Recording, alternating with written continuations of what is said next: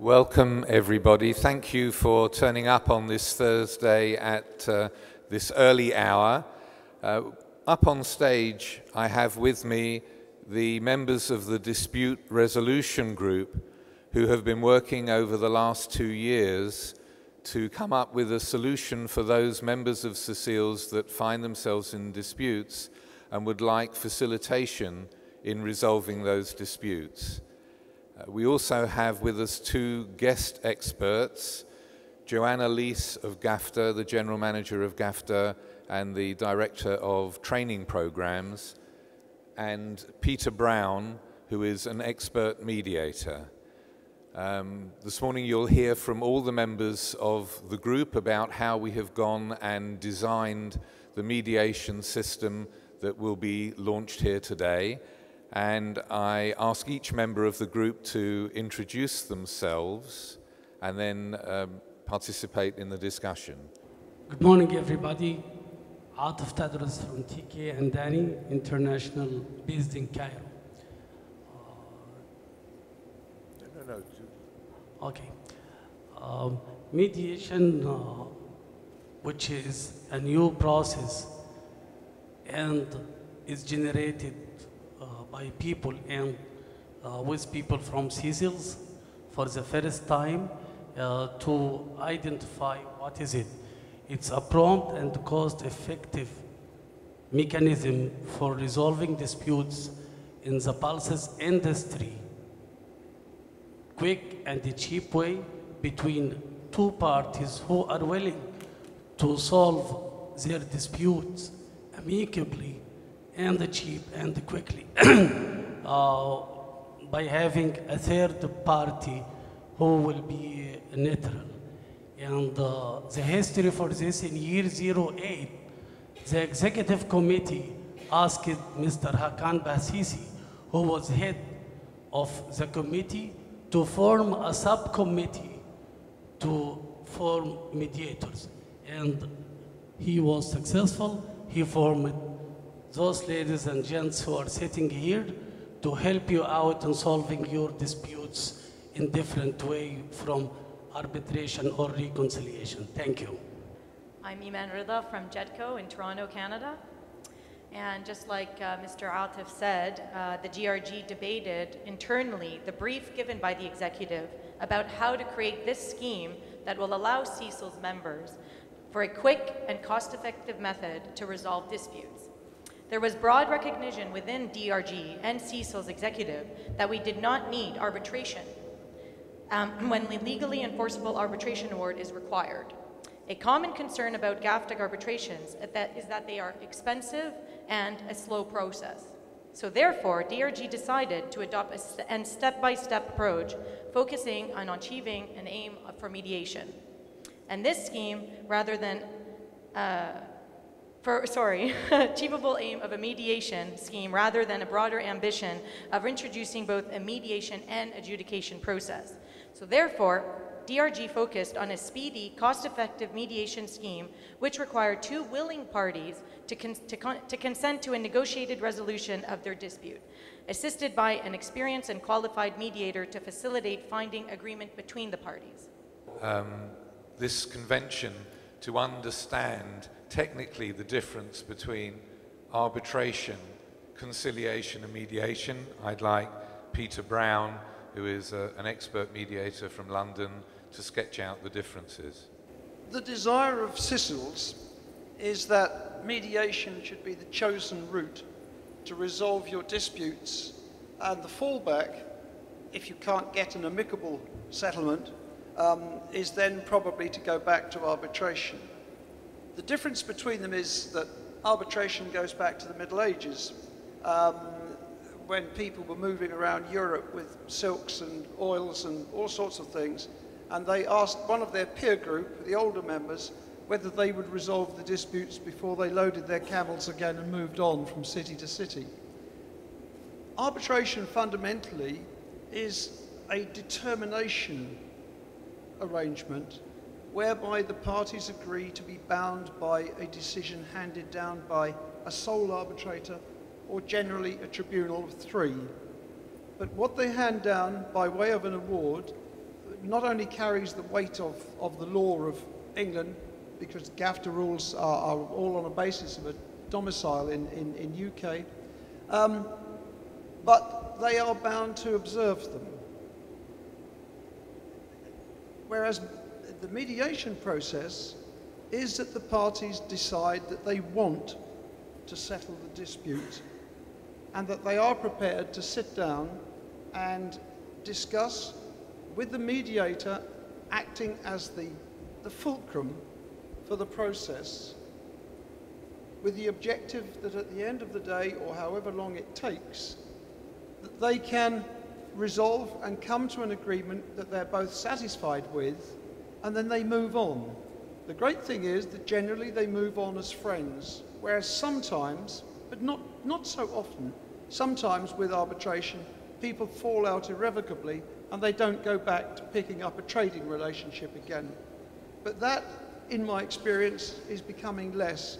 It is a recognized factor with the hundreds of thousands of tons of, I could add that to millions, couldn't I, of commodities that are moved around the world. There will be disputes, inadvertent or advertent, that people choose to try to avoid their responsibilities, and then they probably have to be brought to book.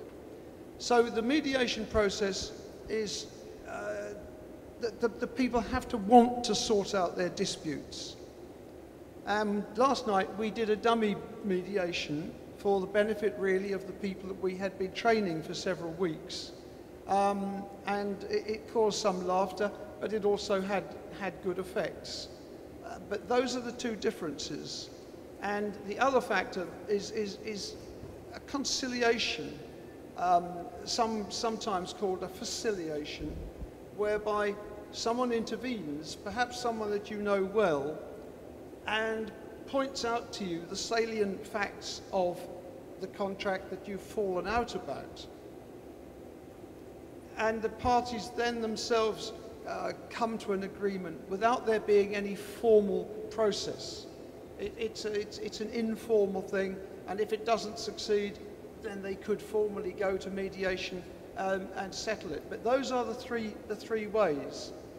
Arbitration's been around a long while. Mediation is a relatively new process, but in the United States, it's practiced widely in all sorts of disciplines, and everybody in the States knows about it. And so we've now got to the stage where you have a small caucus of people around the world who have been trained to accept appointments as mediators, who are in and who understand your trade. And that is vitally important. Now, I shall be around and we can take questions afterwards, but that's all I have to say just at this moment. I'm Anurag Tulshan of SARCO Exam, Calcutta, India. We work as international brokers. As Andrew was telling you about the program which we've undergone, the DRG invited 15 leading, experienced, geographically diverse members to undergo training as mediators. The DRG approached GAFTA to design a distance training program to be held by web link with tutors in London, broadcasting to CICILS mediators around the globe. This training program was delivered in the spring of 2012, so DRG could launch mediation scheme here today at the CICILS Dubai Convention. I am Gérard Serfati, broker in Paris in Cogesser. Beginning January, Andrew has organized with Joanna 3 different sessions of exercise, not only for the mediator but also the dispute resolution group members who can be called for any mediation also. 2 groups of 10 trainees were organized in function of their geographical location. Different sessions were organized during end February and March, each session for about 2.5 hours to 3 hours. Each participant, depending his ability, should receive at the end a certification of completion after passing a very special and technical exercise. As part of the tutorial exercise, all participants should have studied the code of ethics as well all mediation rules, and of course each of them have been involved during each session in various cases of mediation. In fact, all the steps for a good start of a mediation until the result has been studied. It has really been attractive and interesting to see the trainees, but also the tutors pointing out some questions they had not seen before. It has been a very interesting work with all the complementary answer and questions from both sides. So we can now expect that the DRJ has reached your expectation for any kind of mediation you could need in the future in a much easier and right way. I'm Joanna Lees, I'm the General Manager at GAFTA, and it has been a pleasure to work with CICILS and to work with the DRG group, in particular to provide the training through a web-based training program to ensure that the very experienced members of the mediation group and the DRG group have received a detailed training program to ensure that the experts that have come through the DRG group have received, I hope, some training to look at the skills that a mediator needs to have to facilitate the parties to come to a settlement with regards to potential disputes. It is a mediator's role not to instruct or to direct parties as to how to resolve a dispute, but to facilitate the parties as to how to resolve their own disputes. A mediator does not direct or instruct a party in any way. He brings the parties together. And that is what I hope and I strongly believe that your mediators of the CICILS panel now have the skills to do. And we did that working in partnership very much with CICILS and with all of the participants, many of whom were getting up at extremely unusual hours to participate in the training at various times from all over the world. It was a true pleasure to work together. And we look forward very much to working in partnership throughout the process over the next few years. The students participated not only throughout the training sessions, but with exams and indeed in the session yesterday where we went through the mediation process. What I'd like to continue to do now is to talk about the mediation process that parties will go through. The process is very simple. When two parties have decided to go to mediation, they will agree to go to mediation under the GAFTA rules number 128, and they notify GAFTA by sending normally an email. It is as simple as that. And the process is written out in the 128 rules, which we've got copies here, and you can obtain either through CICILS or through GAFTA. They're available on the GAFTA website, and I have copies here on both through CICILS or on the, they're available in the hall outside today, but please come and find me and I will very happily give you copies. You can always email me or Andrew Jacobs or the CICILS website at any time. The process is all laid out in those rules. It's very, very simple. Once both parties have agreed, we will write to you and give you a very short guideline as to what you do. It's a very simple process. Both parties write to the association and we will always communicate with the mediator. It's a neutral process, so it's very important that the parties always write to the mediator through the association, but you can of course contact the other party at any time directly. The entire aim of the process is to resolve the problem. That's the aim.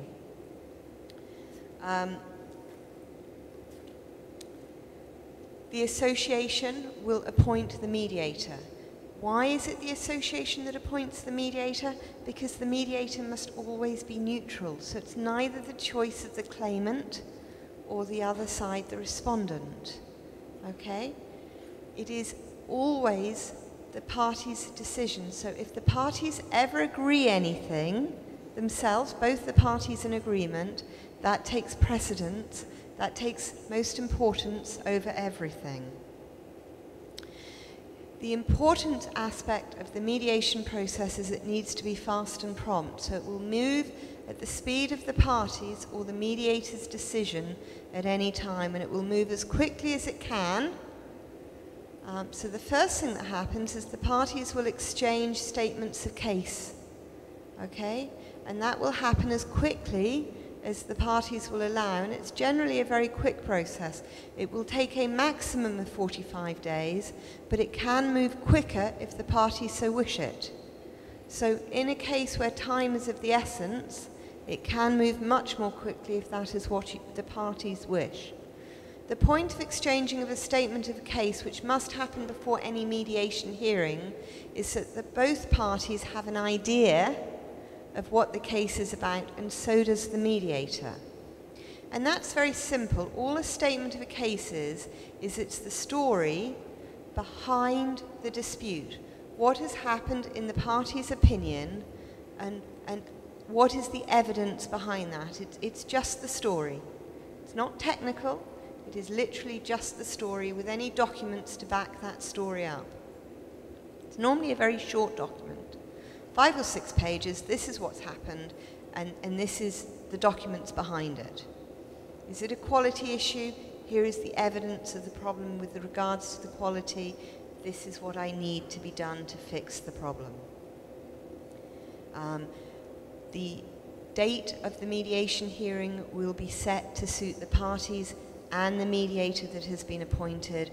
And while we're talking about appointment of the mediator, the selection of the mediator, which will be done by the Association for Neutrality, will be done with respect to the location of the parties and with respect to any issues with regards to neutrality. With regards to that, I know that CICILS are very keen that when the place of the mediation takes into effect, the parties may well wish to consider whether or not they may wish to change the place of the mediation so that it could well be the mediator's place of business or location, and that is something that the parties, I would strongly recommend, give consideration to and seek to agree that it should be the place of the mediator. And it's something that we would encourage the parties to agree to. Now, at the mediation hearing, this again is all about the parties reaching an amicable agreement. So what the mediator will do is the very first thing he will do is he will meet with both parties, and both parties will have an opportunity in front of each other to explain their case. Now that sounds very repetitive to the statement of case, but when people are sat in front of each other and explaining their case, they will often explain the very important points in a slightly different case. And the important point there is it gives the mediator and indeed the other party an opportunity to see which points are very important to the other side. And we learn a lot from each other's body language and how we express things. And this can often help in identifying what points are very important and how we can settle a case. So it's very important to listen to the other party and to understand what is truly important. And each party listens to the other side's arguments and what is important. And the mediator may ask a few questions. And then the mediator will meet with each party separately, individual meetings, and he will establish what points are very important and where there might be points of movement, where there might be points where one party is prepared to move a little bit and where there may be opportunities for settlement. And gradually, the mediator may be able to identify where parties are prepared to move and are prepared to negotiate. And the mediator may well suggest some joint meetings where parties are prepared to negotiate and to settle. And eventually, as the day progresses, the parties may well find that they can come to an amicable settlement. Mediations can take hours, they can take many hours, they can take minutes. But eventually, with the help of a third party, with any luck, parties will come to a negotiated settlement. That is the aim of mediation. And a successful mediation will end with what we call a heads of agreement, and that is a very simple agreement. And it is effectively a new contract or a heads of agreement that says we resolve this dispute by agreeing the following. And that, ladies and gentlemen, is a successful mediation, because both parties end up with a successful agreement or mediation where the problem is resolved. It is an agreement between the parties, not with the mediator, which is solving the dispute between the parties. The mediator's role is in bringing the parties together in solving the dispute and making sure the parties sign the agreement before they leave the mediation. Before the mediator closes the mediation, that agreement must be signed. I would also strongly recommend that the mediator assist the party in making sure that the parties include all of the relevant clauses in that agreement, but it is not the mediator's role to draft that agreement. Okay? Now, some mediations, the mediator cannot facilitate, that is, assist the parties in coming to a successful conclusion, but that is an equally important role, because the parties must establish whether or not there is sufficient grounds to conclude the maintenance of the trade relationship. And that is the important aspect. Do the parties have sufficient will to maintain the trade relationship? And 9 times out of 10, if the parties want to go to mediation, they want to continue the trading relationship. That is the reason that we go to mediation. And it's a very successful tool, but the point of meeting together and discussing the issues and finding out what is the important aspect in the dispute is the fundamental aspect in finding the solution to the problem, because it is often not the actual contractual issue in the dispute that is causing the problem in resolving the issue. Joanna, could I just ask you to comment before we move on about when a mediation fails and what the steps are, and particularly the without prejudice element? Okay.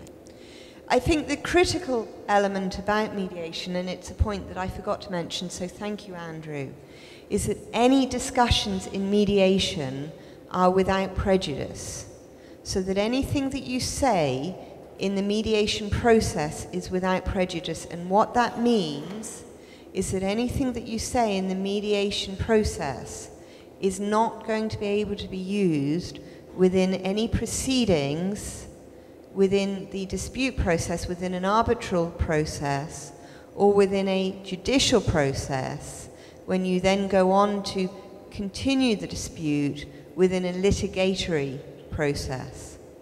So that if you've given way, if you've given a point away, or if you have conceded an issue to try to come to a settlement, you do not have to concede that issue in the litigation process. So that if you are prepared to concede an issue to try to come to a settlement in the mediation process, you do not have to concede that on the litigation issue. It's a completely separate issue. This is all about a settlement to try to avoid the judicial process. And the mediator may come to the position where he cannot see that the parties will be able to resolve the dispute, or one or other of the parties during the mediation has gone as far as they're prepared to go and no settlement is possible. So this is 80% of cases that go to mediation settle, but there will always be some that do not. And then the parties are able to look to their rights either in arbitration or law if they want to have an adjudicated settlement of the dispute. My name is Hassan Boubes from HB Agro Trade, Geneva, Switzerland. as Atif was saying, that it's a low-cost process. So we have to know a little bit about the cost. For the first initial 1 year, and on the basis of the mediation taking place at the location of the mediator, the anticipated cost would be $5,000 to be shared 50-50% between the two parties, each $2,500 to be paid to GAFTA immediately after appointing the mediator. The mediation will not take place until both parties have been paid. Fees, travels, and accommodation expenses of both parties are not recoverable unless, in exceptional circumstances, the parties agree otherwise. If the parties choose a venue other than the mediator location, then estimated mediator travel and accommodation expenses will be added to be shared expenses on both parties. I'm Cindy Brown from Chippewa Valley Bean Company from Menominee, Wisconsin, but I also have the pleasure of representing the U.S. Dry Bean Council. Now, we're talking today about resolution of market-inspired defaults and where the defaulting party may be reluctant or unwilling to participate in mediation. But as we've talked about before, the mediation concept relies on two parties willing, and that's a very important word, willing, to come together with the aid of a CICILS-trained mediator or facilitator.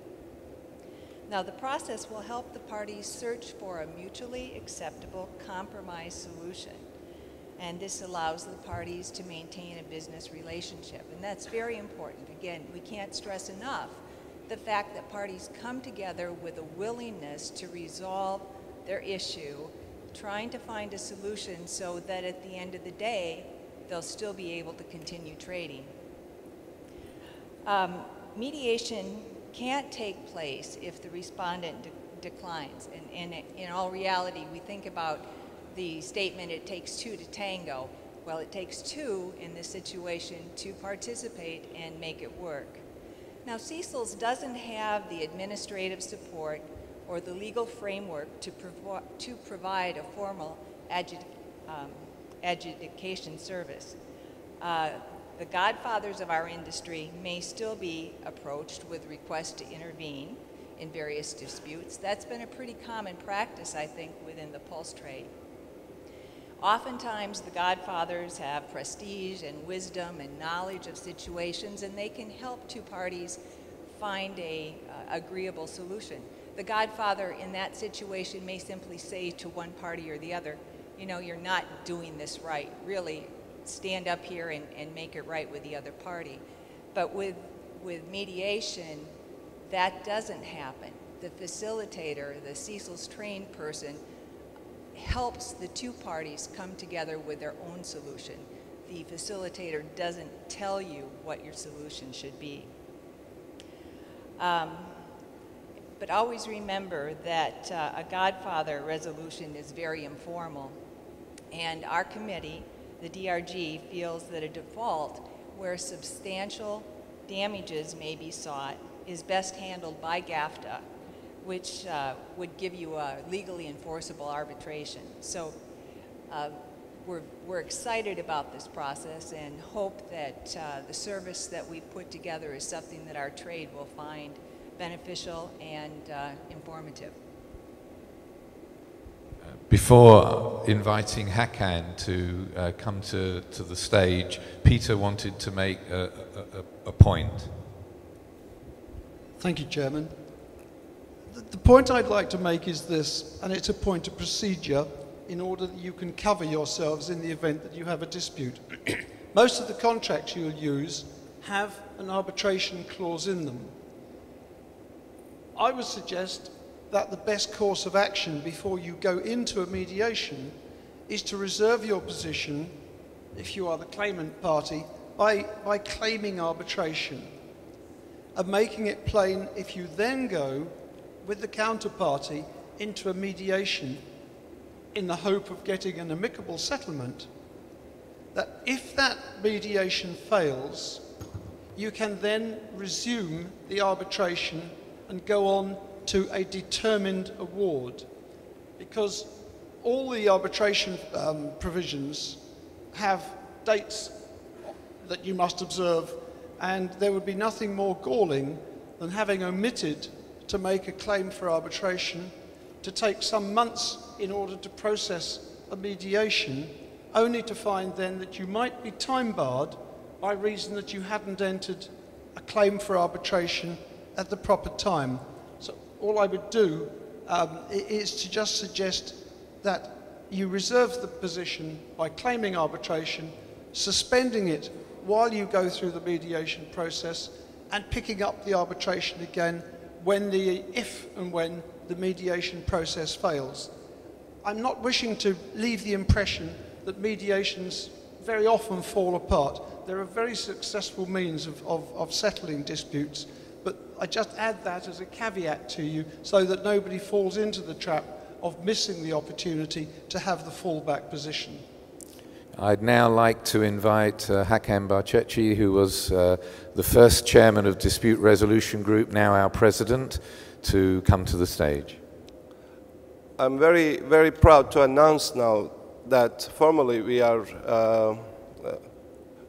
available. Our dispute resolution services have started, and we'll be uploading all the details on our webpage by 15th of May.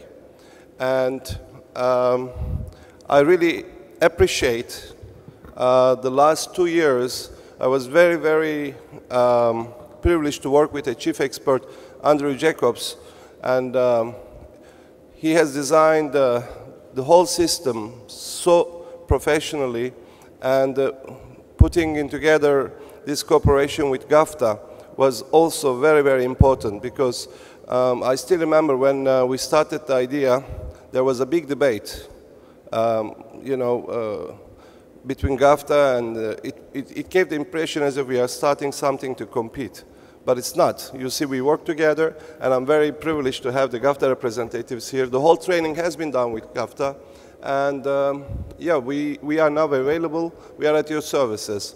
And on another note, Andrew, this is the only panel where I can see about 25% ladies. This is the only panel. If you look at any other panels, we either had none or just one. So thank you very much on this one, and I hope we will see more and more ladies getting involved with our committees and our work. And thank you all.